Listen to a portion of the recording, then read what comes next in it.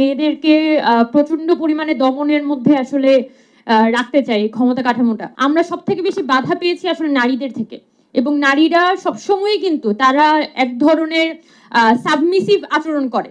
সবসময় হচ্ছে তারা আরেকজন নারীকে হচ্ছে যে তারা নিজের প্রতিযোগী মনে করেন।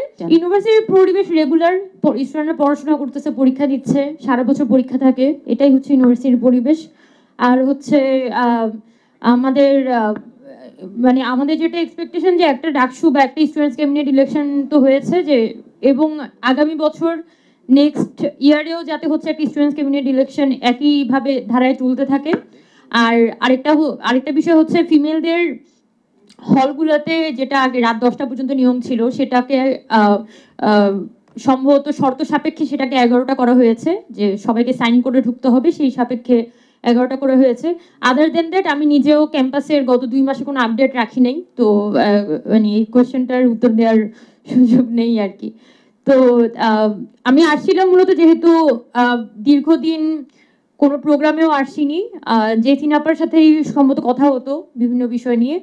তো যেহেতু প্রায় 1.5 বছর চলে যাচ্ছে, সামনের দিনে একটা নির্বাচন আসছে, তো সবার জন্য ওই শুভকামনাটাও জানাতে চাই। পাশাপাশি হচ্ছে এটাও বলতে চাই যে ফিমেলরা কাইন্ড অফ গত 1.5 বছরে এই পুরো সোশ্যাল সিস্টেমটাও তো আমরা কিছুটা দেখেছি, পলিটিক্যাল সিস্টেমটাও আমরা কিছুটা দেখেছি, খুবই অ্যাগ্রেসিভ আর কি, খুবই অ্যান্টি উমেন, এবং মারতে চাই ক্ষমতা কাঠামোটা।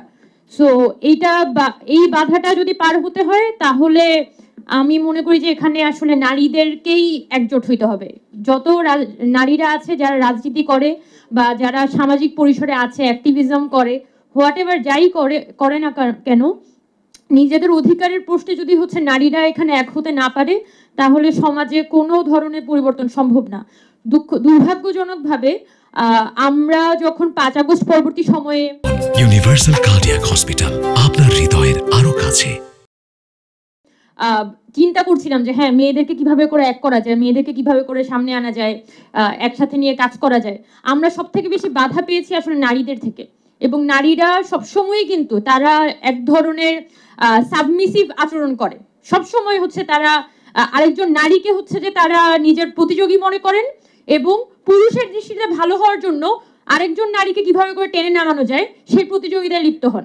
এবং এই খুবই বাজে খাসুলতের জন্য নারীদের ওভারঅল রাজনীতি বলি, সমাজের মধ্যে ভালো কিছু করার যে পরিবেশ, সে পরিবেশটা নষ্ট হয়।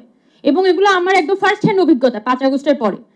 তো আমি এই জিনিসটা এবং নারীরা হঠাৎ করে রিয়েলাইজ করলো ঐকমত্য কমিশনে যখন দেখা গেল যে সব এরকম ছুঁড়ে ছুঁড়ে ফেলে দেওয়া হচ্ছে, তখন প্রথমবারের মতো রিয়েলাইজ করলো যে আরে পলিটিক্যাল পার্টিগুলোতে কিছুই দিচ্ছে না, তো পলিটিক্যাল পার্টিগুলোতে দিবে না, তুমি তো এত বছর আরেকটা মেয়ের পিছনে কিভাবে লেগে থাকা যায়, কিভাবে টেনে নামানো যায়, এইটা নিয়ে পড়েছিলা।